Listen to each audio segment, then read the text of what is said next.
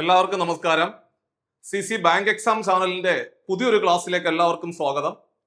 അപ്പൊ ഞാൻ ഇന്ന് നിങ്ങളുടെ മുമ്പിൽ വന്നിരിക്കുന്നത് നമ്മുടെ വരാൻ പോകുന്ന CSEB ക്ലർക്ക് ക്യാഷ്യർ പരീക്ഷയുടെ മുമ്പേ ഉള്ള നിങ്ങൾ ആവശ്യപ്പെട്ട പ്രകാരമുള്ള മാത്സിനകത്തെ ഒരു ഡിഫിക്കൽട്ടായിട്ടുള്ള ഒരു ടോപ്പിക്കാണ് ഇന്നത്തെ ക്ലാസ്സിൽ ചർച്ച ചെയ്യാൻ ഉദ്ദേശിക്കുന്നത്. നിങ്ങൾ എല്ലാവരും എനിക്ക് വ്യക്തിപരമായിട്ടും അല്ലാതെയും നമ്മുടെ ഗ്രൂപ്പിനകത്തും എല്ലാം പറഞ്ഞത് സിമ്പിൾ ഇൻട്രസ്റ്റും കോമ്പൗണ്ട് ഇൻട്രസ്റ്റുമായിട്ട് ബന്ധപ്പെട്ട ചോദ്യങ്ങളാണ് നിങ്ങൾക്ക് ഒരുപാട് ബുദ്ധിമുട്ടുള്ളതെന്ന് പറഞ്ഞു. അതിൽ എസ്പെഷ്യലി കൂട്ടുപലിശ അല്ലെങ്കിൽ കോമ്പൗണ്ട് ഇൻട്രസ്റ്റ് എന്ന് പറയുന്ന ചാപ്റ്ററുമായിട്ട് ബന്ധപ്പെട്ട ചോദ്യങ്ങൾ ചെയ്തെടുക്കാൻ ഒരുപാട് ബുദ്ധിമുട്ടാണെന്ന് പറഞ്ഞായിരുന്നു. സോ അതിനെന്തെങ്കിലും എളുപ്പ വഴികൾ ഉണ്ടോ എന്നാണ് നിങ്ങൾ ചോദിച്ചത്. തീർച്ചയായിട്ടും എളുപ്പ വഴികളുണ്ട്. ആ എളുപ്പ വഴിയിൽ കൂടിയാണ് നമ്മൾ ഇന്നത്തെ ക്ലാസ്സിൽ ചർച്ച ചെയ്യാൻ ഉദ്ദേശിക്കുന്നത്. അപ്പോൾ നമ്മുടെ പരീക്ഷ തുടങ്ങുകയാണ്.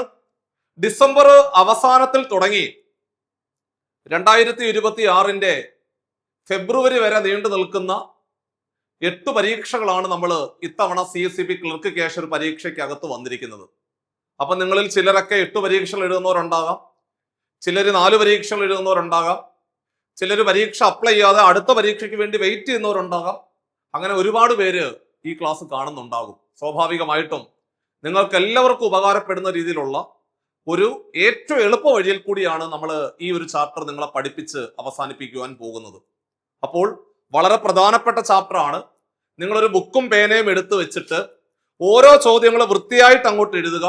ഞാൻ പറയുന്ന രീതിയിൽ നിങ്ങൾ വൃത്തിയായിട്ട് ചെയ്ത് പഠിക്കുക.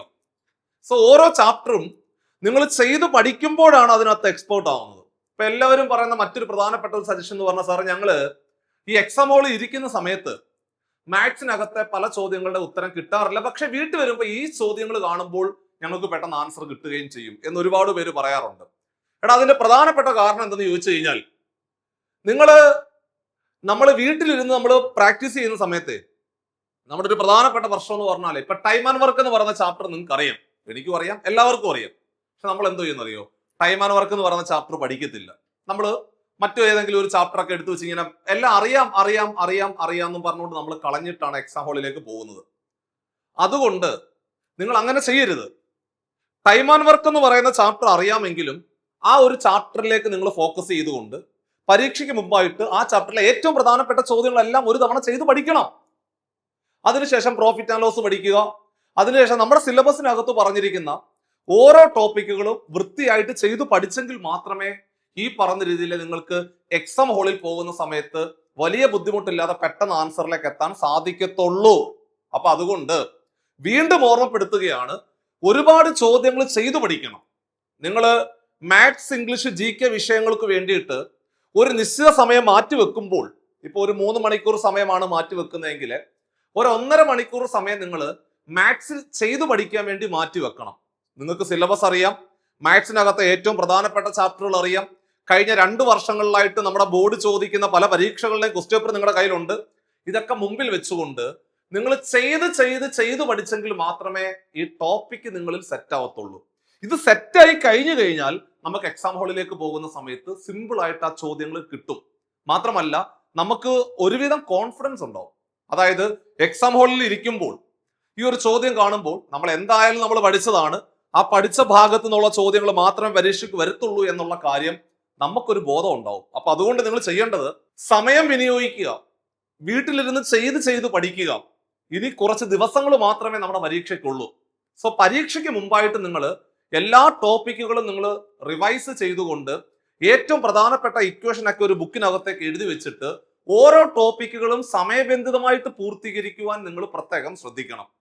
എങ്കിൽ മാത്രമേ നമ്മൾ പ്രതീക്ഷിച്ച രീതിയിൽ മാത്സ്, ഇംഗ്ലീഷ്, GK വിഷയങ്ങളിലെ ഒരു 30 മാർക്കിനകത്ത് 26 അല്ലെങ്കിൽ 27 മാർക്ക് നിങ്ങൾക്ക് അടിക്കാൻ പറ്റും. സോ അങ്ങനെ അടിച്ചു കഴിഞ്ഞാൽ നിങ്ങൾക്ക് എങ്ങനെ പോയാലും ആ 100 മാർക്കിന്റെ പരീക്ഷയിൽ എങ്ങനെ പോയാലും 75-80 മാർക്ക് ഉറപ്പായിട്ടും നേടാൻ സാധിക്കും.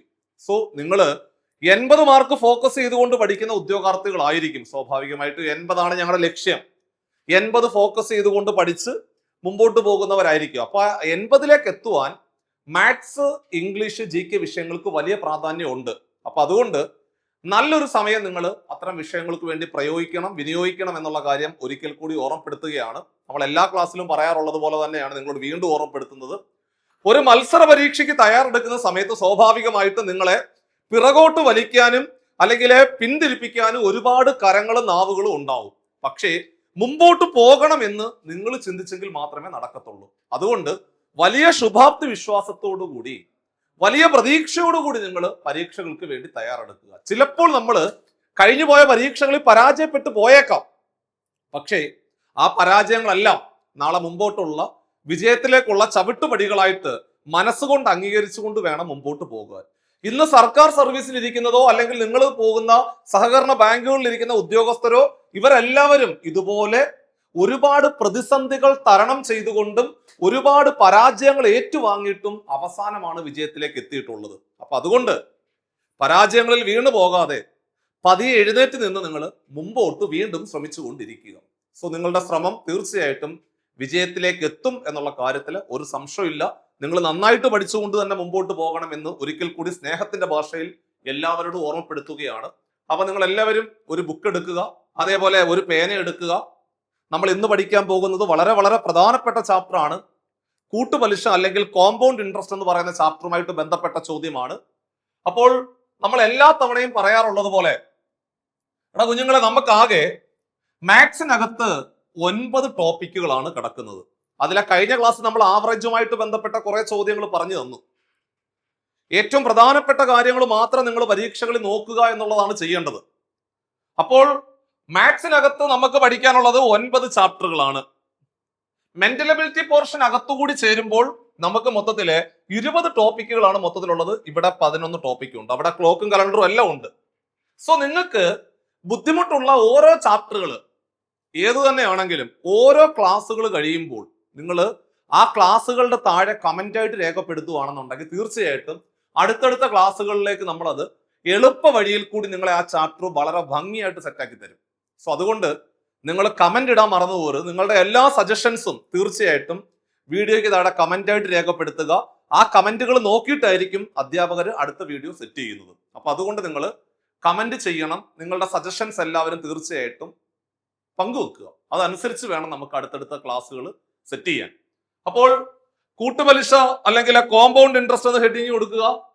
എല്ലാവർക്കും സാധാരണ പലിശ അല്ലെങ്കിൽ സിമ്പിൾ ഇൻട്രസ്റ്റ് എന്ന് പറഞ്ഞ ടോപ്പിക്കുമായിട്ട് ബന്ധപ്പെട്ട ചോദ്യങ്ങളിലെ ചെറിയൊരു അറിവെങ്കിലും കാണും. കാരണം I is equal to PNR/100 ആണ് ഇക്വേഷൻ.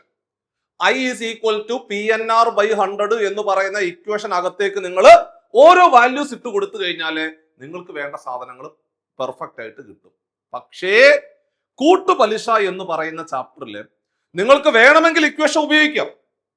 പക്ഷേ ഇക്വേഷൻ ഉപയോഗിക്കുന്ന സമയത്ത് പല ആളുകളും പറയുന്നത് ഇക്വേഷൻ ഭയങ്കര ബുദ്ധിമുട്ടാണ്, വേറെ എന്തെങ്കിലും എളുപ്പ വഴികൾ പറഞ്ഞു തരുമോ എന്നാണ് ചോദിക്കുന്നത്. അപ്പോൾ നിങ്ങൾക്കുള്ള എളുപ്പ വഴി ദാ പിടിച്ചു. നമ്മൾ ഈ കൂട്ടുപലിശയുമായിട്ട് ബന്ധപ്പെട്ട ചോദ്യങ്ങൾ പരീക്ഷയ്ക്ക് ചോദിക്കുന്ന സമയത്ത് നമ്മുടെ കയ്യിലെ കുറച്ച് പൈസ ഉണ്ടോ, നമ്മൾ എന്തോ ചെയ്യും? ഒരു ബാങ്കിൽ കൊണ്ടുപോയി നിക്ഷേപിക്കും. കൂട്ടുപലിശ കണക്കാക്കുന്ന ഒരു ബാങ്കിൽ കൊണ്ടുപോയി നിക്ഷേപിക്കും. ചിലപ്പോൾ നമ്മൾ നിക്ഷേപിക്കുന്നത് 2 വർഷത്തേക്കായിരിക്കാം, അല്ലെങ്കിൽ 3 വർഷത്തേക്കായിരിക്കാം, അല്ലെങ്കിൽ അങ്ങ് അറ്റം പോയ 4 വർഷത്തേക്കായിരിക്കും നിക്ഷേപിക്കുന്നത്. അത് മാത്രമേ പരീക്ഷയ്ക്ക് ചോദിക്കത്തുള്ളൂ. അപ്പോൾ ഒന്നുകിൽ 2 വർഷത്തേക്ക് നിക്ഷേപിച്ചു, അല്ലെങ്കിൽ 3 വർഷത്തേക്ക് നിക്ഷേപിച്ചു, അതും അല്ലെങ്കിൽ 4 വർഷത്തേക്ക് നിക്ഷേപിച്ചു എന്നായിരിക്കും പറയുന്നത്. സോ ഇത്തരത്തിലൊരു ചോദ്യം വരുന്ന സമയത്ത് 2 വർഷത്തേക്കാണ് നിക്ഷേപിക്കുന്നതെങ്കിൽ ശ്രദ്ധിച്ചോണേ, 2 വർഷത്തേക്ക് നിക്ഷേപിച്ചു എന്നൊരു ചോദ്യം വരുന്നു. അങ്ങനെയാണെങ്കിൽ ഇതാണ് മക്കളെ, 2 വർഷത്തേക്ക് നിക്ഷേപിച്ചു എന്ന് കേട്ടാലേ എടാ നിങ്ങളുടെ മനസ്സിൽ വരേണ്ട കോഡെന്ന് പറഞ്ഞാലേ 1 2 1 ഇത്രേ ഉള്ളൂ. എന്തുവാ? 2 വർഷത്തേക്ക് നിക്ഷേപിച്ചു എന്നാണെങ്കിൽ നിങ്ങളുടെ മനസ്സിൽ വരേണ്ട കോഡ് 1 2 1 1 2 1 1 2 1. ഇനി 3 വർഷത്തേക്കാണ് നിക്ഷേപിക്കുന്നതെങ്കിൽ, നമ്മൾ പൈസ നിക്ഷേപിക്കുന്നത് 3 വർഷത്തേക്കാണെങ്കിൽ നിങ്ങളുടെ മനസ്സിൽ വരേണ്ട ഇക്വേഷൻ 1 3 3 1. കൊള്ളാമല്ലോ. 3 വർഷമാണെങ്കിൽ 1 3 3 1 1 3 3 1 1 3 3 1 അങ്ങനെ പറയണം. 4 വർഷത്തേക്കാണെങ്കിൽ, 4 വർഷം ചോദിക്കത്തില്ല, എന്നാലും 4 വർഷത്തേക്കാണെങ്കിൽ 1 4 6 4 1 ഇത്രേ ഉള്ളൂ. അപ്പോൾ 2 വർഷത്തേക്കാണെങ്കിൽ 1 2 1, 3 വർഷത്തേക്കാണെങ്കിൽ 1 3 3 1, 4 വർഷത്തേക്കാണെങ്കിൽ 1 4 6 4 1. ഈ കോഡ് അങ്ങ് കാണാൻ പഠിച്ചു വെച്ചാൽ മതി. അപ്പൊ നിങ്ങൾ ചോദിക്കും സാറേ ഈ കോഡ് പഠിക്കാൻ എന്തെങ്കിലും വഴിയുണ്ടോ? എടാ കോഡ് പഠിക്കാൻ ഒരു വഴിയുണ്ട്. എന്ത് പറയും? 2 വർഷമാണെങ്കിൽ 1 2 1 കാണാതെ പഠിച്ചു വെച്ചൂടെ? എന്തായാലും ആദ്യം അവസാനം ഒന്നായിരിക്കും. ആദ്യവും അവസാനവും എന്തായാലും ഒന്നായിരിക്കും. ആ ഇടയ്ക്കുള്ള സംഖ്യ കിട്ടാൻ വേണ്ടി അടുത്തടുത്തുള്ള 2 സംഖ്യകൾ തമ്മിൽ കൂട്ടിയാൽ മതി. അടുത്തടുത്തുള്ള 2 സംഖ്യകൾ തമ്മിൽ കൂട്ടിയാൽ മതി. അടുത്തടുത്തുള്ള 2 സംഖ്യകൾ തമ്മിൽ കൂട്ടിയാൽ മതി. പക്ഷെ നിങ്ങൾ 1 2 1 കാണാതെ പഠിച്ചു വെച്ചോണം. 1 2 1 കാണാതെ പഠിച്ചു വെച്ചു. ഇനി ആദ്യം 1 എഴുതുക. എഴുതിയോ? 2 1 കൂടെ കൂട്ടി എത്ര? 3. സെറ്റാണേ. വീണ്ടും എടാ 2 1 കൂടെ കൂട്ടി എത്ര? 3. അവസാനം 1 ആണോ? പഴയതുപോലെ ആണ്ടേ ആദ്യം 1 എഴുതി. 1 3 കൂടെ കൂട്ടി എത്ര? 4. 3 3 കൂടെ കൂട്ടി എത്ര? 6. 3 1 കൂടെ കൂട്ടി എത്ര? 4. അവസാനം 1. ഇത്രേ ഉള്ളൂ. അങ്ങ് അറ്റം പോയാൽ 4 വർഷം. അത് കൂടുതലൊന്നും ചോദിക്കാറില്ല പരീക്ഷയ്ക്ക്. അപ്പോൾ ഇങ്ങനെ ഒരു ചോദ്യം വരുന്നു. ഇനി നമുക്ക് ചോദ്യത്തിലേക്ക് പോവാം. അപ്പൊ നിങ്ങൾ കോഡ് കാണാൻ പഠിക്കുക. 2 വർഷമാണെങ്കിൽ 1 2 1, 3 വർഷമാണെങ്കിൽ 1 3 3 1, 4 വർഷമാണെങ്കിൽ 1 4 6 4 1 എഴുതി വെച്ചു, കാണാൻ പഠിച്ചു വെച്ചു. സോ അങ്ങനെയാണെങ്കിൽ ഇതാണ്ടേ നമ്മുടെ ഒന്നാമത്തെ ചോദ്യം. A man deposits ₹30,000 in compound interest at a rate of 8% per annum. How much amount will he get after 2 years? ഇതാണ് ചോദ്യം. അതായത് 30,000 രൂപ 8% കൂട്ടുപലിശ കണക്കാക്കുന്ന ഒരു ബാങ്കിൽ കൊണ്ട് ഡിപ്പോസിറ്റ് ചെയ്തു. 2 വർഷം കഴിയുമ്പോൾ ആ മനുഷ്യന് എത്ര രൂപ കിട്ടുമെന്നാണ് ചോദ്യം. എത്ര രൂപ നിക്ഷേപിച്ചത്? 30,000 രൂപ നിക്ഷേപിച്ചു. എടാ 30,000 രൂപയാണ് നിക്ഷേപിച്ചത്. 8% പലിശ നിരക്ക്. 2 വർഷം കഴിയുമ്പോൾ കൂട്ടുപലിശയാണ്, കോമ്പൗണ്ട് ഇൻട്രസ്റ്റ് ആണ്. 2 വർഷം കഴിയുമ്പോൾ എന്നാ കിട്ടും എന്നാണ് ചോദ്യം. അപ്പൊ 2 വർഷമാണെങ്കിൽ കോഡ് എന്തുവാ? 2 വർഷമാണെങ്കിൽ ഏതാണ്ടേ ആ കോഡ് അങ്ങോട്ട് എഴുതി വെക്കണം. 1 2 1 കോഡ് എഴുതി വെച്ചു. ഇനി നിക്ഷേപിക്കുന്ന പൈസ എത്രയാണോ, എടാ നിക്ഷേപിക്കുന്ന പൈസ എത്രയാണോ ആ സംഖ്യ ആദ്യമേ അങ്ങ് എഴുതണം. ആ സംഖ്യ ആദ്യമേ എഴുതണം. നിക്ഷേപിക്കുന്നത് 30,000. നിക്ഷേപിക്കുന്നത് 30,000. ആ 30,000 എടുത്തതാണ്ടേ ഇങ്ങോട്ടങ്ങ് എഴുതുക. ഇതാണ്ടേ 30,000 എഴുതി വെച്ചു. ഇനി പലിശ നിരക്ക് ആണ്ടേ മുകളിലോട്ട്, സൈഡിലോട്ട് അല്ലെ മുകളിൽ എവിടെയെങ്കിലും ആണ്ടേ ചെറുതായിട്ടൊന്ന് എഴുതി വെച്ചേക്കണം. അപ്പൊ ഒന്നും കൂടെ 2 വർഷം ആയതുകൊണ്ട് 1 2 1 എഴുതി വെച്ചു. തുടക്കത്തിലെ എത്ര രൂപയാണോ നിക്ഷേപിക്കുന്നത് ആ സംഖ്യ കൊണ്ട് തുടക്കത്തിൽ എഴുതി 30,000.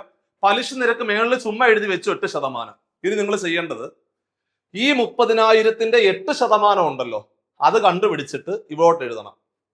30,000ന്റെ 8% എത്ര? എടാ കുഞ്ഞുങ്ങളെ 30,000ന്റെ 8% കണ്ടുപിടിക്കാൻ 30,000നെ 8/100 കൊണ്ട് ഗുണിച്ചാൽ പോരെ? 8% കാണാൻ 8/100 കൊണ്ട് ഗുണിക്കുക. 10% കണ്ടുപിടിക്കാൻ 10/100 കൊണ്ട് ഗുണിക്കുക. 15% കണ്ടുപിടിക്കാൻ 15/100 കൊണ്ട് ഗുണിക്കുക. 8% കണ്ടുപിടിക്കാൻ 8/100 കൊണ്ട് ഗുണിക്കുക. അതാണേ താഴെ കിടക്കുന്ന 2 പൂജ്യങ്ങളും മേളിൽ കിടക്കുന്ന 2 പൂജ്യങ്ങളും കട്ടായി പോയി. 300നെ 8 കൊണ്ട് ഗുണിക്കുന്നതിന് പകരം 3നെ 8 കൊണ്ട് ഗുണിച്ചിട്ട് 2 പൂജ്യം ഇട്ട് കൊടുത്താൽ പോരേടാ. 3നെ 8 കൊണ്ട് ഗുണിച്ചാൽ 3 8 24, 2 പൂജ്യം ചേർത്ത് എഴുതിയാൽ 2400. അതായത് 30,000ന്റെ 8% എന്ന് പറഞ്ഞാല് 2400 ആണ്. ആ 2400 ഇവിടോട്ട് അങ്ങ് എഴുതി വെക്കുക. എഴുതി വെച്ചു 2400 എഴുതി വെച്ചു. ഇനി ആ 2400ന്റെ 8% എടുത്ത് അപ്പുറത്ത് എഴുതണം. അങ്ങനെ പിടിച്ചങ്ങ് പോയാൽ മതി. 2400ന്റെ 8%. എടാ മക്കളെ 2400ന്റെ 8%, 2 പൂജ്യം 2 പൂജ്യം വെട്ടിപ്പോയി. 24ലെ 8 കൊണ്ട് ഗുണിച്ചാല് എടാ 24ലെ 8 കൊണ്ട് ഗുണിച്ചാല് 8 4 32, 8 4 32, ശിഷ്ടം 3 ആണ്. 2 8 16, 3 19, 192. ആ 192 ഇപ്പുറത്തോട്ട് എഴുതണം. ക്ലിയർ ആയോ? ഒന്നും കൂടെ പറയാം. എന്താ പിടിച്ചു എന്റെ കൂടെ പിടി. 30,000ന്റെ 8% എടുത്ത് അപ്പുറത്തോട്ട് എഴുതുക. 30,000ന്റെ 8% 2400. ആ 2400ന്റെ 8% എടുത്ത് അപ്പുറത്തോട്ട് എഴുതി. ഇനി നിങ്ങൾ ചെയ്യേണ്ടത് മേപ്പോട്ട് ഗുണിക്കുക. മേപ്പോട്ട് ഗുണിക്കല. 30,000-നെ 1 കൊണ്ട് ഗുണിച്ചാൽ 30,000. കണ്ടോ? അതേപോലെ 2,400-നെ 2 കൊണ്ട് ഗുണിച്ചാൽ 24-നെ 2 കൊണ്ട് ഗുണിച്ചിട്ട് 2 0 ഇട്ട് കൊടുത്താൽ മതി. 24-നെ 2 കൊണ്ട് ഗുണിച്ചാൽ 48, 2 0 ചേർത്തെഴുതിയാൽ 4,800. പിടിച്ചു.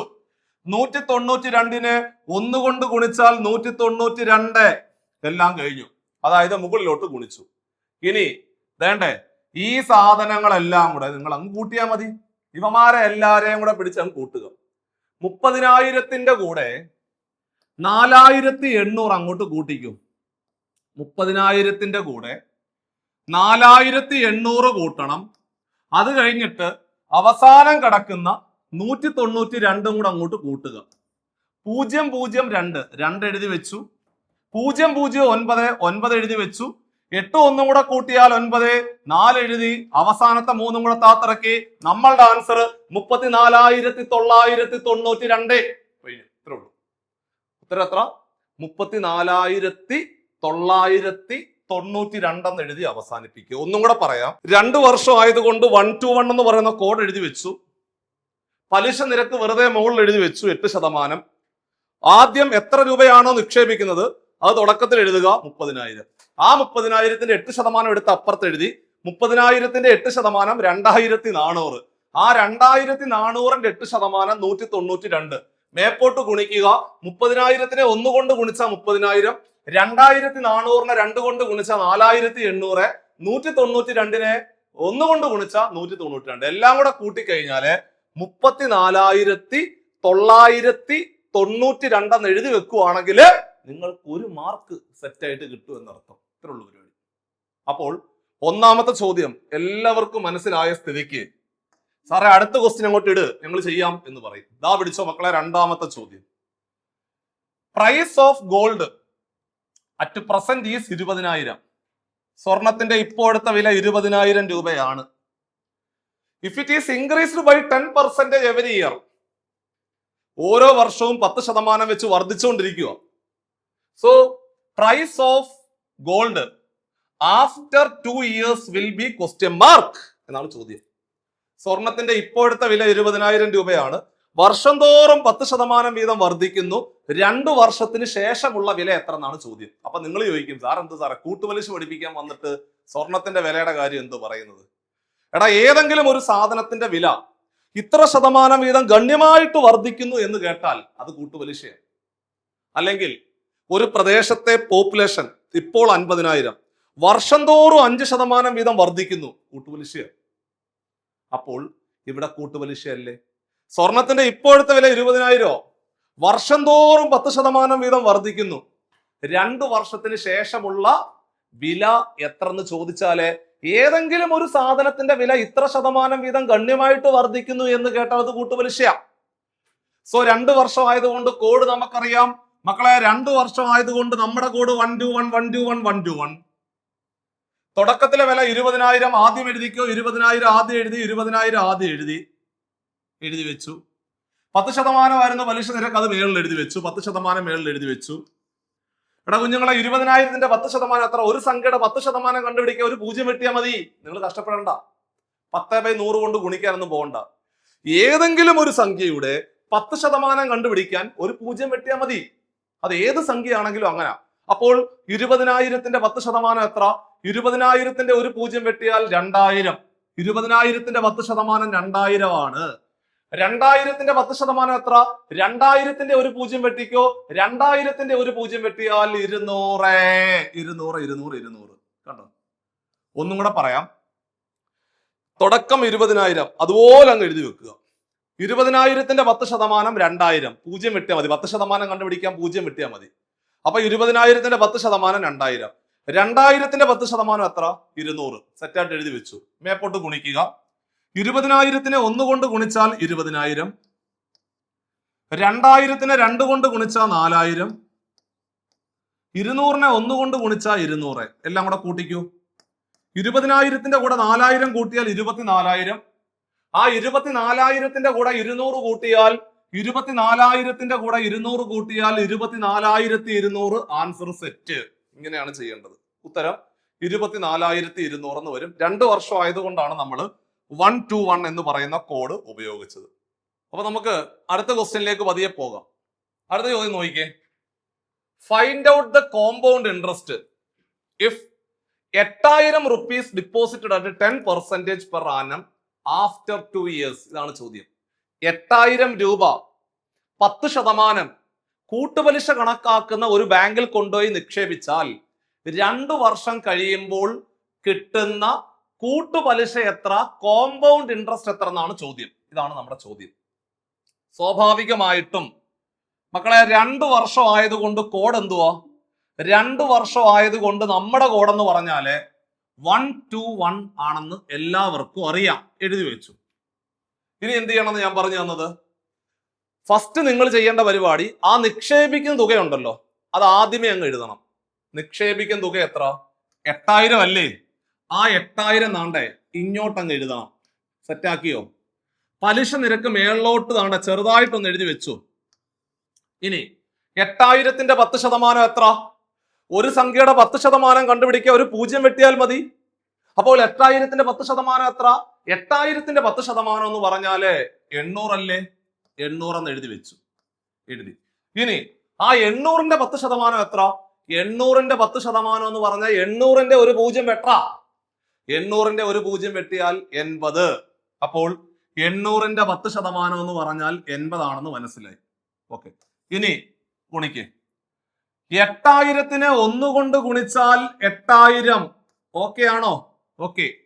മക്കളെ 800നെ 2 കൊണ്ട് ഗുണിച്ചാൽ 8 2 16 1600. സെറ്റ്. എടാ 80നെ 1 കൊണ്ട് ഗുണിച്ചാൽ 80 × 1 80. എല്ലാം ഓക്കെ ആയി. ഇനി ചോദ്യകർത്താവ് ചോദിക്കുന്നു, അതായത് 8,000 രൂപ 10% പലിശ നിരക്കിൽ 2 വർഷത്തേക്ക് നിക്ഷേപിച്ചാൽ 2 വർഷം കഴിയുമ്പോൾ എന്ത് കിട്ടും എന്ന് ചോദിച്ചാൽ എല്ലാം കൂടെ കൂട്ടണം. അതായത് 8,000ഉം 1,600ഉം കൂടെ കൂട്ടിയാൽ 9,600.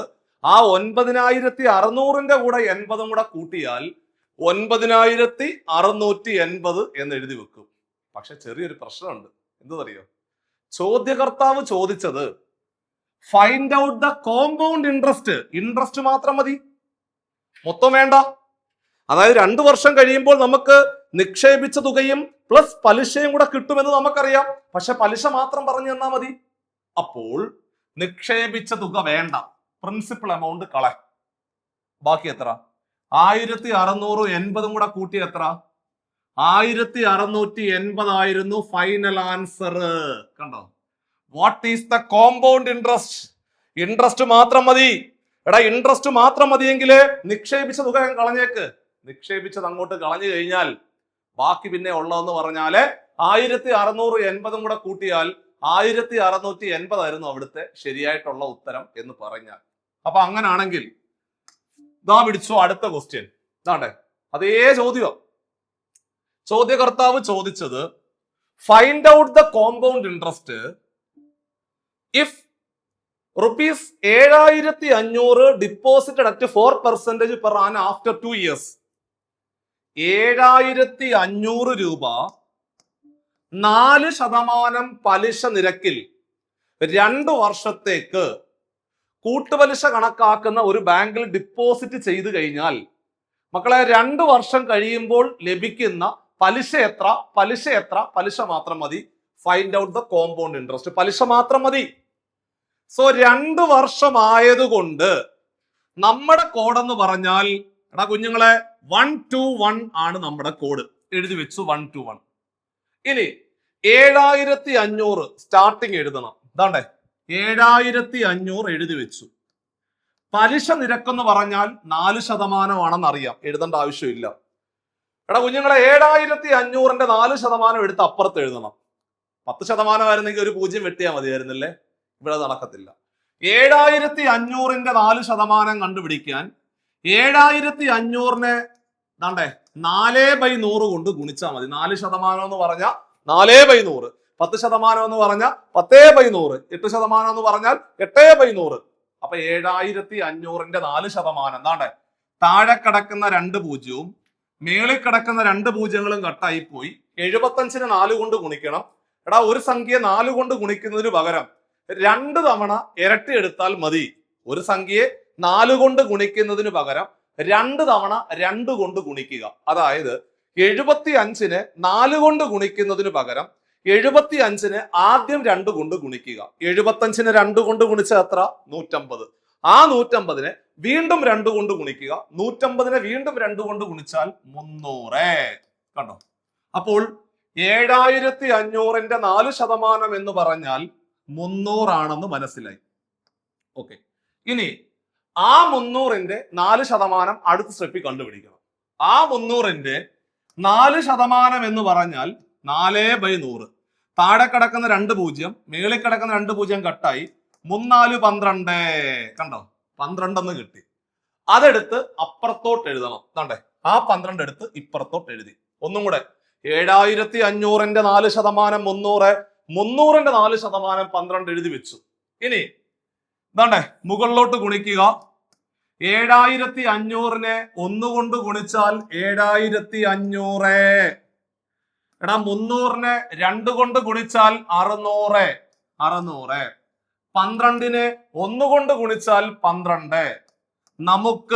നമുക്ക് പലിശ മാത്രം മതി, നമുക്ക് ഇൻട്രസ്റ്റ് മാത്രം മതി, പലിശ മാത്രം മതി. നിക്ഷേപിച്ച തുക അങ്ങ് കളഞ്ഞേക്ക്. 600-ഉം 12-ഉം കൂടെ കൂട്ടിക്കോ. 600-ഉം 12-ഉം കൂടെ കൂട്ടിയാൽ നമ്മളുടെ ആൻസർ 612. അവസാനത്തെ സംഖ്യകൾ മാത്രം കൂട്ടിയാൽ മതി. നിക്ഷേപിച്ചത് വേണ്ട, കാരണം പ്രിൻസിപ്പൽ എമൗണ്ട് വേണ്ട. ഫൈനൽ എമൗണ്ട് എത്ര നല്ല ചോദിച്ചത്. What is the compound interest? Interest മാത്രം മതിയെങ്കിൽ പ്രിൻസിപ്പൽ എമൗണ്ട് ധൈര്യപൂർവ്വം തള്ളിക്കളഞ്ഞു. നമ്മുടെ ആൻസർ എന്ന് പറഞ്ഞാല് 612. സെറ്റാണ്. അടുത്ത ക്വസ്റ്റ്യൻ ദാ പിടിച്ചു. താണ്ടേ, price of a table at present is ₹10,000. ഒരു ടേബിളിന്റെ ഇപ്പോഴത്തെ വില 10,000 രൂപയാണ്. 10,000 രൂപയാണ്. ആണേ? If the price is increased by 10% every year. ഓരോ വർഷവും 10% വെച്ച് വർദ്ധിച്ചുകൊണ്ടിരിക്കുന്നു. ഓരോ വർഷവും 10% വെച്ച് വർദ്ധിച്ചുകൊണ്ടിരിക്കുന്നു. അങ്ങനാണെങ്കിൽ എടാ പിള്ളേരെ, ചോദ്യം 3 വർഷത്തിന് ശേഷമുള്ള വില എത്ര? കൊള്ളാമല്ലോ. നിങ്ങൾ എല്ലാവരും ഒന്ന് വീഡിയോ പോസ് ചെയ്ത് വെച്ചതിന് ശേഷം സ്വന്തമായിട്ടൊന്ന് ചെയ്തു നോക്കുക. 3 വർഷം ആയതുകൊണ്ട് കോഡെന്ന് പറഞ്ഞാല് ദാണ്ട പിടിച്ചു. കോഡ് 1331 എഴുതിയോ? തുടക്കത്തിലെ പൈസ എത്ര? 10,000. എടാ തുടക്കത്തിലെ പൈസ 10,000 എഴുതിക്കോ. 10,000 എഴുതി വെച്ചു. 10,000ന് 4 0. 10% വെച്ചാണ് വർദ്ധിക്കുന്നത്. അപ്പോൾ 10,000-ന്റെ 10%, 10,000-ന്റെ 1 0 വെട്ടിക്കോ. 10,000-ന്റെ 1 0 വെട്ടിയാ ദാ പിടിച്ചോ, ദേ പിടിച്ചോ, 1000. കണ്ടോ? 10,000-ന്റെ 1 0 വെട്ടി 1000. വീണ്ടും 1000-ന്റെ 1 0 വെട്ടിക്കോ. 10% ആയതുകൊണ്ട് നൈസ് പരിപാടിയാ. 1000-ന്റെ 1 0 വെട്ടിക്കോ. 1000-ന്റെ 1 0 വെട്ടിയ 100. എടാ വീണ്ടും പിടിച്ചോ. 100-ന്റെ 1 0 വെട്ടിക്കോ. 100-ന്റെ 1 0 വെട്ടിയ 10. 10. ഇതാണ്ടേ. ഇനി എല്ലാം കൂടെ ഗുണിക്കുക. 10,000-നെ 1 കൊണ്ട് ഗുണിച്ചാൽ എല്ലാവർക്കും അറിയാം 10,000 ആണ്. 1000-നെ 3 കൊണ്ട് ഗുണിച്ചാൽ നമുക്ക് എല്ലാവർക്കും അറിയാം 3000 ആണ്. 3-നെ 100 കൊണ്ട് ഗുണിച്ചാൽ 300. 10-നെ 1 കൊണ്ട് ഗുണിച്ചാൽ 10. ചോദ്യം, ഫൈനൽ വാല്യൂ എത്ര? അപ്പൊ എല്ലാം കൂട്ടണം. 10,000-ന്റെ കൂടെ 3000 കൂട്ടി എത്ര? 13,000. ആ 13,000-ന്റെ കൂടെ ഒരു 300 കൂടെ കൂട്ടി എത്ര? 13,300. ആ 13,300-ന്റെ കൂടെ ഒരു 10 കൂടെ കൂട്ടി എത്ര? 13,310 ആണ് നമ്മുടെ ഫൈനൽ ആൻസർ. കണ്ടോ? ഇത്രേ ഉള്ളൂ പരിപാടി. എല്ലാവർക്കും മനസ്സിലായോ? 3 വർഷമാണെങ്കിൽ 1331, 2 ആണെങ്കിൽ 121 അടിച്ചാൽ മതി. അങ്ങനാണെങ്കിൽ മക്കളെ അടുത്ത ക്വസ്റ്റ്യൻ എന്താ പിടിച്ചു? What is the compound interest? Interest മാത്രം മതി കേട്ടോ, മൊത്തം വേണ്ട, ഇൻട്രസ്റ്റ് മാത്രം മതി. അപ്പൊ അതുകൊണ്ട് നിങ്ങൾ ചെയ്തു വരുമ്പോഴത്തേക്ക് താണ്ടേ ആ പ്രിൻസിപ്പൽ എമൗണ്ട് അങ്ങ് കളഞ്ഞേക്ക് കേട്ടോ. What is the compound interest? ബാക്കി വായിക്കേ. In which 8,000 deposited at 10% per annum after 3 years. 8,000 രൂപ 5% കൂട്ടുപലിശ കണക്കാക്കുന്ന ഒരു ബാങ്കിൽ നിക്ഷേപിച്ചാൽ 3 വർഷം കഴിയുമ്പോൾ ആ മനുഷ്യന് കിട്ടുന്ന പലിശ എത്ര, കൂട്ടുപലിശ എത്ര, പലിശ എത്ര എന്നാണ് ചോദ്യം. എടാ 3 വർഷമല്ലേ? 3 വർഷമാണെങ്കിൽ നമ്മുടെ കോഡ് എന്തുവാ? 3 വർഷമാണെങ്കിൽ ഇതാണ്ടേ 1331 എഴുതി വെച്ചു. ഇനി തുടക്കം എത്ര? 8000. 8000 ആണ് എഴുതി വെച്ചു. പലിശ നിരക്ക് ഇവിടെ 5 10 ആയിരുന്നെങ്കിൽ നൈസ് ആയിരുന്നല്ലേ, ഓരോ 0 വെട്ടി വെട്ടി പോയാൽ മതിയായിരുന്നല്ലേ. 8000ന്റെ 5% എത്ര? അപ്പൊ നിങ്ങൾ പറയും സാറേ 8000ന്റെ 10% ഞങ്ങൾക്കറിയാം, പറയണം. 8000ത്തിന്റെ 10% എത്ര? 8000ത്തിന്റെ 10% 800 അല്ലേ, ഒരു 0 വെട്ടിയാൽ മതി. 10% 800 ആണെങ്കിൽ 5% എത്ര? 400 അല്ലേ, പകുതി എടുത്താ പോരെ? പോരേടാ. 10% എന്ന് പറഞ്ഞാൽ 800, അപ്പൊ 5% അതിന്റെ പകുതി 400. സെറ്റാണേ. ഇനി 400ന്റെ 10% എത്ര? നമുക്ക് 5 വേണ്ടത്, 10 പിടിച്ച അതിന്റെ പകുതി എടുത്താൽ മതി. 400ന്റെ 10% 40 ആണോ? അപ്പൊ 40ന്റെ പകുതി എത്ര? 20. 5% 20. സെറ്റ് മക്കളെ. 20ന്റെ 10% എത്ര? എടാ 20ന്റെ 10% 2. 10% 2 ആണെങ്കില് 10% 2 ആണെങ്കില് 5% എത്ര? 1 അല്ലേ. 5% 1. പരിപാടി കഴിഞ്ഞ്. ഇനി എല്ലാം കൂടെ ഗുണിക്ക്. അല്ലെങ്കിൽ നിങ്ങൾ സാറേ ഞങ്ങൾക്ക് അങ്ങനെ ചിന്തിക്കാൻ ബുദ്ധിമുട്ടാണെങ്കിൽ 5/100 കൊണ്ട് ഗുണിച്ചുകൊണ്ടിരിക്കണം. അല്ലെങ്കിൽ 10% കണ്ട അതിന്റെ പകുതി എടുത്ത് 5% കിട്ടും. Common sense. 8000നെ 1 കൊണ്ട് ഗുണിച്ചാൽ മക്കളെ 8000. എടാ 400നെ 3 കൊണ്ട് ഗുണിച്ചാൽ 4 3 12 1200. 20നെ 3 കൊണ്ട് ഗുണിച്ചാൽ 23 60. 1നെ 1 കൊണ്ട് ഗുണിച്ചാൽ 1. നമുക്ക് പലിശ മാത്രം മതി, നമുക്ക് പലിശ മാത്രം മതി. അങ്ങനാണെങ്കിൽ നിക്ഷേപിച്ചത് കളയുക. 1200ഉം 60ഉം കൂടെ കൂട്ടിയാൽ 1260. ആ 1260ന്റെ കൂടെ 1 കൂടെ കൂട്ടിക്കഴിഞ്ഞാല് ദാ പിടിച്ചു 1261. സെറ്റ്. ഇത്ര ഉള്ളു പരിപാടി. അപ്പോൾ കോഡ് വെച്ച് ചെയ്ത് പരിശീലിക്കുക. ഫൈനൽ എമൗണ്ട് എത്രന്ന് ചോദിച്ചാൽ എല്ലാം കൂടെ കൂട്ടുക. അതല്ല പലിശ മാത്രം മതിയെങ്കിൽ നിക്ഷേപിച്ച തുകയെ നിങ്ങൾ നൈസായിട്ട് അങ്ങ് ഒഴിവാക്കുക. ഇത്രേ ഉള്ളു പരിപാടി. അങ്ങനാണെങ്കിൽ എടാ കുഞ്ഞുങ്ങൾ താണ്ടേ ഈ ക്വസ്റ്റ്യൻ ചെയ്തു നോക്കി. 4 വർഷത്തിന്റെ ചോദ്യമാണ്. 4 വർഷം അങ്ങനെ ചോദിക്കാൻ ചാൻസ് കുറവാ. പക്ഷെ എന്നിരുന്നാലും നമ്മൾ ഒരു സേഫ്റ്റിക്ക് വേണ്ടി അങ്ങ് ഇട്ട ക്വസ്റ്റ്യൻ ആണ് 4 വർഷം. താണ്ടേ, salary of an employee increases consistently by 50% every year. ഒരാളുടെ ശമ്പളം ഓരോ വർഷവും 50% വീതം വർദ്ധിക്കുന്നു. അതൊക്കെ ഒരു സ്വപ്നമാണ്. ആർക്കും അങ്ങനെ ശമ്പളം 50% വെച്ച് വർദ്ധിക്കുവോ? ഇല്ല. എന്നാലും ചോദ്യകർത്താവ് പറഞ്ഞതാണ് ഒരാളുടെ ശമ്പളം ഓരോ വർഷം കഴിയുന്തോറും 50% വെച്ച് വർദ്ധിക്കുന്നു. If his salary today is 10,000, അയാളുടെ ഇപ്പോഴത്തെ ശമ്പളം 10,000 രൂപയാണ്. ഓക്കെ, അങ്ങനെയാണെങ്കിൽ 4 വർഷത്തിന് ശേഷമുള്ള അയാളുടെ ശമ്പളം എത്രയാണെന്നാണ് ചോദ്യം. ഇപ്പോഴത്തെ എത്ര? ഇപ്പോഴത്തെ 10,000. വർഷം തോറും 50% വെച്ച് വർദ്ധിക്കുന്നു. 4 വർഷം കഴിയുമ്പോൾ അയാളുടെ ശമ്പളം എത്രയാണ് എന്നാണ് ചോദ്യം. അപ്പൊ 4 വർഷമായതുകൊണ്ട് പറയാം 1 4 6 4 1. കോഡ് എഴുതി വെച്ചു. എഴുതിയോ? ഓക്കെ.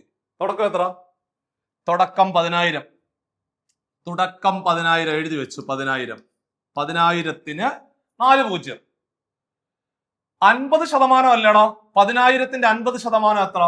അപ്പൊ നിങ്ങൾ പറയും സാറേ 10,000നെ 50/100 കൊണ്ട് ഗുണിച്ചാൽ പോരെ? മതി.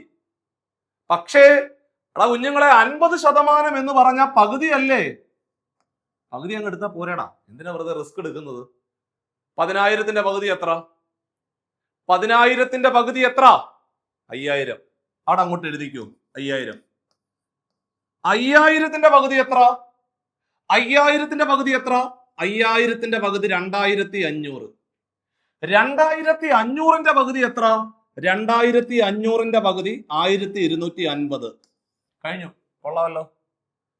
പകുതി എടുത്തെടുത്തങ്ങ് പോയാൽ മതി. 50% എന്ന് പറഞ്ഞാൽ പകുതിയാ. വെറുതെ കഷ്ടപ്പെട്ട് 50/100 കൊണ്ട് ഗുണിക്കണോ? വേണ്ട. പകുതി എടുത്തെടുത്ത് പോയാൽ മതി. എടാ പിള്ളേരെ 10,000നെ 1 കൊണ്ട് ഗുണിച്ചാൽ എത്ര? 10,000നെ 1 കൊണ്ട് ഗുണിച്ചാൽ 10,000. 5000നെ 4 കൊണ്ട് ഗുണിച്ചാല് I 4 20, 20,000. സെറ്റ് അല്ലേ? 5000നെ 4 കൊണ്ട് ഗുണിച്ചാൽ 20,000. 2500നെ 6 കൊണ്ട് ഗുണിക്ക്. 25ന്റെ ടേബിൾ പറഞ്ഞതാ. അല്ലെങ്കിൽ 25 × 4 100 ആണോ? 25 × 5 125. 25 × 6 150. 25 × 6 150. 150 കഴിഞ്ഞ് 2 0. 150 കഴിഞ്ഞ് 2 0. ഓക്കെ. കാരണം 25നെ 6 കൊണ്ട് ഗുണിച്ചാൽ 150 കഴിഞ്ഞ് 2 0. 1250നെ 4 കൊണ്ട് ഗുണിക്കണം. നമ്മൾ ഒരു കാര്യം വിട്ടുപോയായിരുന്നു. 1250ന്റെ പകുതി എടുക്കാൻ വിട്ടുപോയി. അത് മറന്നുപോലെ. 1250ന്റെ പകുതി നമ്മുടെ അവസാനം ഒരു 1 കിടപ്പുണ്ട് 625. മറന്നുപോലെ. അത് ആദ്യം വിട്ടുപോയതാണേ. ഒന്നും കൂടെ പിടിച്ചോണേ. അതാണ്ടേ, അതായത് ഒന്നും കൂടെ പറയാനാണ്, ശ്രദ്ധിച്ചോണേ. 1464 ആണ് കോഡ്. 10,000ന്റെ പകുതി 5000, 5000ന്റെ പകുതി 2500, 2500ന്റെ പകുതി 1250, 1250ന്റെ പകുതി 625. ഇനി താണ്ടേ 1250നെ 4 കൊണ്ട് ഗുണിക്കണം. ഒരു സംഖ്യയെ 4 കൊണ്ട് ഗുണിക്കാൻ 2 തവണ 2 കൊണ്ട് ഗുണിച്ചാലും മതി എന്നുള്ള കാര്യം നമുക്ക് എല്ലാവർക്കും അറിയാം. സോ 1250നെയാണ് 4 കൊണ്ട് ഗുണിക്കേണ്ടത്. ഒരു സംഖ്യയെ 4 കൊണ്ട് ഗുണിക്കാൻ 2 തവണ 2 കൊണ്ട് ഗുണിച്ചാൽ മതി. അപ്പോൾ 1250ന്റെ ഇരട്ടി. എടാ കുഞ്ഞുങ്ങളെ, 1250ന്റെ ഇരട്ടി 2500. ആ 2500നെ വീണ്ടും 2 കൊണ്ട് ഗുണിച്ചാൽ 2500നെ വീണ്ടും 2 കൊണ്ട് ഗുണിച്ചാൽ 5000. നാ പിടിച്ചോ, 5000 എഴുതി വെച്ചു. 625നെ 1 കൊണ്ട് ഗുണിച്ചാൽ 625. 625നെ 1 കൊണ്ട് ഗുണിച്ചാൽ 625. ഇതാണ്ടേ 10,000ഉം 20,000ഉം കൂടെ കൂട്ടിയാൽ 30,000 ആണോ? എടാ 30,000ത്തിന്റെ കൂടെ 5000 കൂട്ടി എത്ര? 35,000. ആ 35,000ത്തിന്റെ കൂടെ ഒരു 15,000 കൂടെ കൂട്ട്. അപ്പൊ നിങ്ങൾ പറയും സാറേ 35,000ത്തിന്റെ കൂടെ 5000 കൂട്ടിയ 40,000, 40,000ത്തിന്റെ കൂടെ 10,000 കൂട്ടിയ 50,000 ആണോ? ആ 50,000ത്തിന്റെ കൂടെ ഒരു 625 കൂടെ കൂട്ടിയാൽ മക്കളെ 50,625 എന്ന് എഴുതി അവസാനിപ്പിച്ചാൽ മതി. ഇത്രയേ ഉള്ളൂ പരിപാടി. സിമ്പിൾ അല്ലേ? സോ ഇതാണ് നമ്മുടെ ചോദ്യം എന്ന് പറഞ്ഞു കഴിഞ്ഞാൽ. അപ്പൊ നമ്മള് ഇന്നത്തെ ക്ലാസ്സില് എന്താണ് കൂട്ടുപലിശ എന്ന് പറയുന്ന ചാപ്റ്ററിൽ സ്ഥിരമായിട്ട് ചോദിക്കുന്നത്, ഒന്നുകിൽ 2 വർഷം അല്ലെങ്കിൽ 3 വർഷം, അങ്ങ് അറ്റം പോയാൽ 4 വർഷം. ഇത്രയും ചോദ്യങ്ങളാണ് പഠിച്ചത്. അപ്പൊ നിങ്ങൾ എന്നോട് ചോദിക്കും, സാറേ കൂട്ടുപലിശ എന്ന് പറയുന്ന ചാപ്റ്റർ തീർന്നോ? ഇല്ല. ചില ബാങ്കുകളിലെ അർദ്ധവാർഷികമായിട്ട് കൂട്ടുപലിശ കണക്കാക്കാറുണ്ട്. അതായത് 6 മാസം കൂടുന്തോറും പലിശ കണക്കാക്കുന്ന ബാങ്കിന് പറയുന്ന പേരാണ് അർദ്ധവാർഷികമായി കൂട്ടുപലിശ കണക്കാക്കുന്ന ബാങ്ക് എന്ന് പറയും. കോമ്പൗണ്ട്സ് ഹാഫ് ഇയർലി എന്ന് പറയും.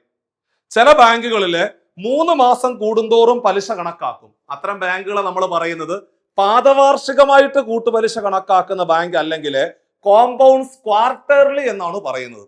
അപ്പൊ അത് പഠിച്ചില്ല ഇതുവരെ. ഏതാ? ഹാഫ് ഇയർലി പഠിച്ചില്ല, ക്വാർട്ടർലി പഠിച്ചില്ല.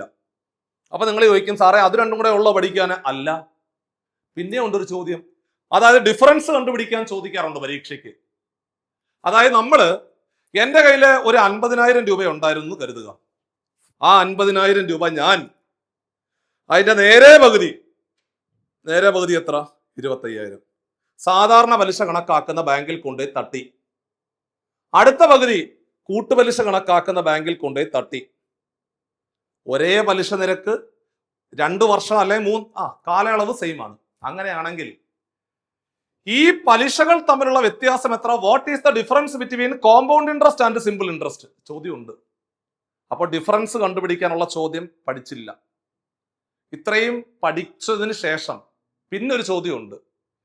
ഒരു വ്യക്തി കൂട്ടുപലിശ കണക്കാക്കുന്ന ഒരു ബാങ്കിൽ കൊണ്ടുപോയി നിക്ഷേപിച്ചു പൈസ.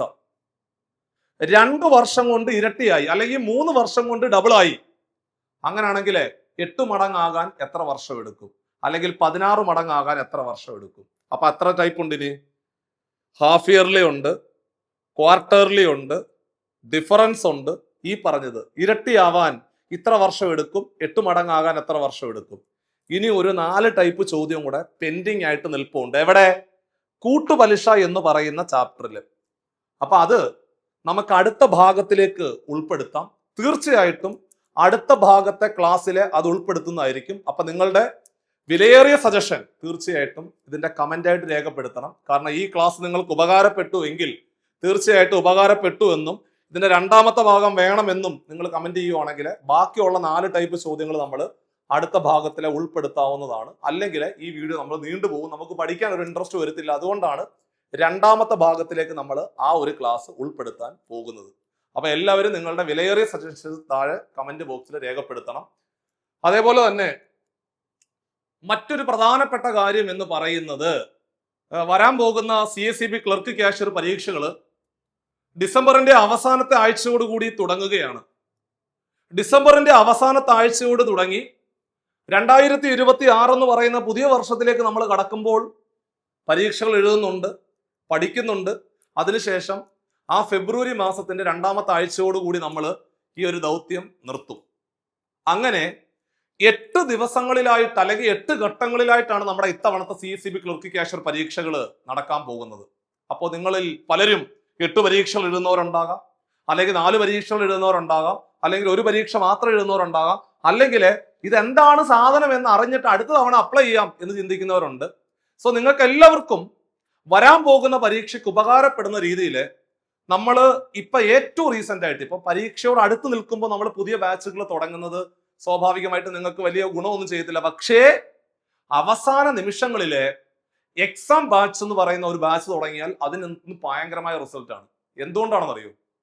കാരണം അവസാന നിമിഷങ്ങൾ എപ്പോഴും നമ്മൾ പരീക്ഷകൾ എഴുതി മാറണം. ഏറ്റവും പ്രധാനപ്പെട്ട ചോദ്യങ്ങൾ എഴുതി എഴുതി എഴുതി മോക്ക് എക്സാമുകൾ എന്ന് അതിന് പറയുന്നത്.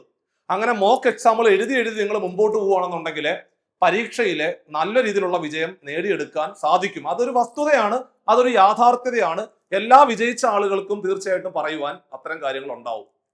സോ നിങ്ങളെ ആ ഒരു അവസാന ഘട്ട പ്രിപ്പറേഷൻ കുറച്ചും കൂടെ സ്ട്രോങ് ആക്കുവാൻ വേണ്ടിയിട്ടാണ് നമ്മൾ ഏറ്റവും പുതിയ ബാച്ചുകളിലേക്ക് പോകുന്നത്. ഏറ്റവും പുതിയ ബാച്ച് എന്ന് പറഞ്ഞാൽ എക്സാം ബാച്ച് ആണ്. നിങ്ങൾ ഇവിടെ ഏറ്റവും പുതിയ പാറ്റേണിലുള്ള 1000-ലധികം മുൻ വർഷ ചോദ്യങ്ങളുടെ മോക്ക് എക്സാമുകളാണ് നിങ്ങൾ എഴുതുവാൻ പോകുന്നത്. അതിന്റെ പ്രത്യേകത എന്തെന്നറിയോ? ഏറ്റവും പുതിയ പാറ്റേൺ എന്ന് പറയുമ്പോൾ സ്വാഭാവികമായിട്ടും ഒരുപാട് മാറ്റങ്ങളോടുകൂടിയാണ് പുതിയ പുതിയ പരീക്ഷകൾ നടക്കുന്നത്. അപ്പോൾ അത്തരം പരീക്ഷകളിലെ ഇനി എഴുതാൻ പോകുന്ന പരീക്ഷകളിലെ നല്ല വിജയം കാണണമെങ്കിൽ ഏറ്റവും അവസാനം ബോർഡ് നടത്തി മാറിയ എല്ലാ പരീക്ഷകളുടെ ചോദ്യ പേപ്പർ നിങ്ങൾ അറിഞ്ഞിരിക്കണം. സോ അതിന്റെ ഭാഗമായിട്ടാണ് നമ്മൾ ഏറ്റവും പുതിയ 1000 ചോദ്യങ്ങൾ സെറ്റ് ചെയ്തുകൊണ്ട് പുതിയ എക്സാം ബാച്ച് നമ്മൾ സ്റ്റാർട്ട് ചെയ്യുന്നത്. സോ ഈ ഒരു എക്സാം ബാച്ചിന് മറ്റൊരു പ്രത്യേകത കൂടിയുണ്ട്. ഈ എക്സാം ബാച്ചിൽ നിങ്ങൾ അഡ്മിഷൻ എടുക്കുമ്പോൾ നിങ്ങൾക്ക് ആദ്യ ദിവസം ഒരു OMR പരീക്ഷ എഴുതാൻ സാധിക്കും, 100 മാർക്കിന്. തൊട്ടടുത്ത ദിവസം അങ്ങനെ എഴുതി എഴുതി പോവാം. അതിന്റെ എക്സ്പ്ലനേഷനും ഡീറ്റെയിൽഡ് ആയിട്ടുള്ള ഈ മെന്റർഷിപ്പും എല്ലാം നിങ്ങൾക്ക് അതിന്റെ കൂടെ ഉണ്ടാവും. പിന്നെ നിങ്ങൾക്ക് ഈ ഒരു പരീക്ഷ തീരുന്നിടം വരെ നമ്മുടെ റെക്കോർഡ് ക്ലാസ്സുകളെല്ലാം തന്നെ ആപ്പിനകത്ത് മുഴുവനായിട്ട് നിങ്ങൾക്ക് കാണാൻ സാധിക്കും. അപ്പൊ നിങ്ങൾക്ക് ഒരു ഡൗട്ട് വരുന്നു, സാറേ ഞങ്ങൾക്ക് എക്സാം ബാച്ചിനകത്ത് ചില ടോപ്പിക്കിനകത്ത് ചെറിയൊരു സംശയം ഉണ്ടെങ്കിൽ നിങ്ങൾക്ക് ആപ്പിനകത്ത് ഒരു ആക്സസ് കിട്ടും. തീർച്ചയായിട്ടും ആ ടോപ്പിക്ക് കണ്ടതിന് ശേഷം വീണ്ടും വന്നിട്ട് ആ ഒരു ഭാഗം ഒരിക്കൽ കൂടി പഠിക്കാവുന്നതാണ്. അതൊരു വലിയൊരു സാധ്യതയാണ്. ഇനി ഈ ഒരു കാലയളവില് നമ്മൾ എന്തായാലും ലൈവ് ക്ലാസ്സുകൾ കണ്ടക്ട് ചെയ്യുമല്ലോ. ഓരോ അധ്യാപകർ ലൈവില് ഇന്ന ഇന്ന ഭാഗങ്ങൾ കേന്ദ്രീകരിച്ച് പഠിക്കണം എന്നുള്ള അത്തരം ക്ലാസ്സുകൾ ഉണ്ടാവുമല്ലോ. അപ്പൊ അത്തരം ക്ലാസ്സുകൾ നിങ്ങൾക്ക് ഫ്രീ ആയിട്ട് കാണാനും പറ്റും.